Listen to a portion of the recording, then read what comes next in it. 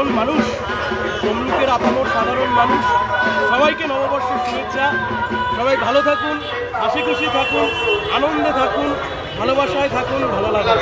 দাদা, আপনি আজকে যে প্রচার করেছেন বাঙালি সাবেকিয়ানায়, কি বলবেন?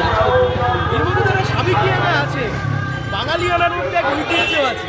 আজ বাংলার নববর্ষে মূলত সেখানে ধুতি, পাঞ্জাবি, হাত স্বাভাবিক বিষয়, বাঁচিয়ে রাখতে হবে তো। বাংলার ঐতিহ্য, বাংলার ঘরানা, বাঙালির ঘরানা, সাহিত্য, কৃষ্টি, সংস্কৃতি সব কিছু তো বাঁচিয়ে রাখতে হবে। রাজনীতির কথায় আসি, আজকে আপনাদের সিপিএমের একসময় জোর সঙ্গী ছিল আইএসএফ, তারাও প্রার্থী দিয়েছে, আজ থেকে ময়দানের নাম কি বলবেন? গণতান্ত্রিক দেশ, যে কেউ প্রার্থী দিতে পারে, সে তাদের মতো লড়বে। আমাদের লড়াই অনেক বড় লড়াই। হলদিয়াতে শিল্প আনতে হবে, সংবিধান বাঁচাতে হবে, দেশ বাঁচাতে হবে, গণতন্ত্র বাঁচাতে হবে।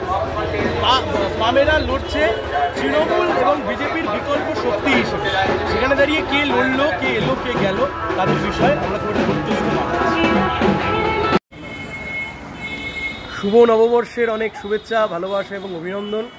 বাংলার নববর্ষ, গোটা পশ্চিমবাংলার আপামর জনসাধারণ সবাইকে অনেক শুভেচ্ছা, ভালোবাসা এবং অভিনন্দন। সবাই ভালো থাকুন, সবার জীবন শুভ হোক, জীবনে আনন্দ আসুক, একসাথে হাতে হাত ধরে যাতে এই সমাজটাকে আমরা কিছুটা ভালোর দিকে এগিয়ে নিয়ে যেতে পারি, তার জন্য যে লড়াই, সে লড়াই জারি থাকুক।